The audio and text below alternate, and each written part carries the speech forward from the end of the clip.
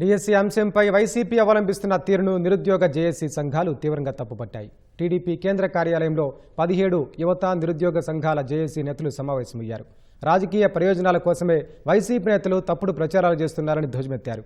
YCP కార్యకర్తలతోనే fake ఉద్యమాలు, ర్యాలీలు చేయిస్తున్నారని మండిపడ్డారు.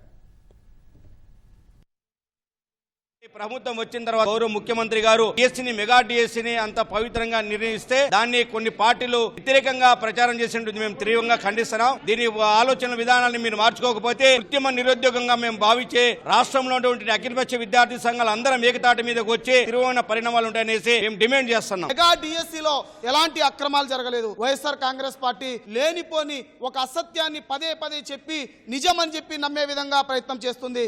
ఇక్కడ ఉన్నటువంటి విద్యార్థి యువజన సంఘాలు మొత్తం కూడా ఏకగ్రీవంగా మేము దాన్ని వ్యతిరేకిస్తున్నాం, ఖండిస్తున్నాం. నారా లోకేష్ గారే కానీ ఈ యొక్క స్పోర్ట్స్ కోటా ఉద్యోగాలు కానీ అమ్ముకొని ఉంటుంటే 48 స్పోర్ట్స్ కోటా ఉద్యోగాలు ఈ రోజుకి కూడా ఖాళీగా మిగిలిపోయినటువంటి పరిస్థితి ఎందుకు ఉంటుందని చెప్పి ఈ రోజు ప్రశ్నిస్తున్నాం.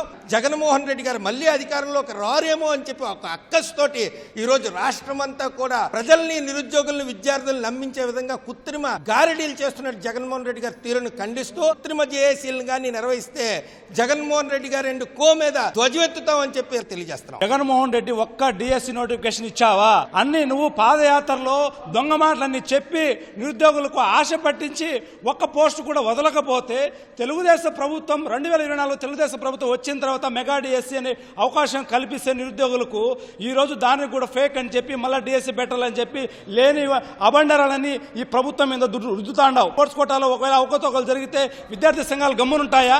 ఒకవేళ రూల్ ఆఫ్ రిజర్వేషన్ పాటించకపోతే విద్యార్థి సంఘాలు, కుల సంఘాలు గమ్మునుంటాయా?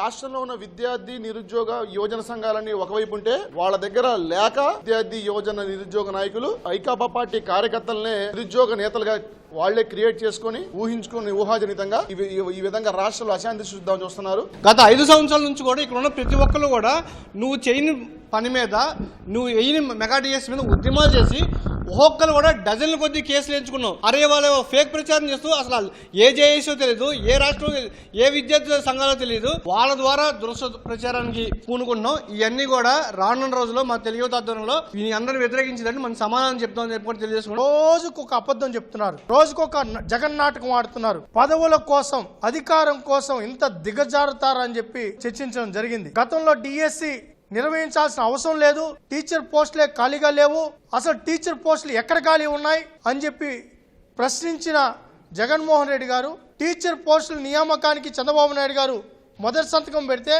కేసులేసిన జగన్మోహన్ రెడ్డి గారు అని కో బ్యాచ్ ఈరోజు నిరుద్యోగుల పక్షాన, డిఎస్సీ అభ్యర్థుల పక్షాన పోరాటం చేయడం అంటే దెయ్యాలు వేదాలు వల్లించినట్టుందని చెప్పి స్పష్టమైన నిర్ణయానికి రావడం జరిగింది.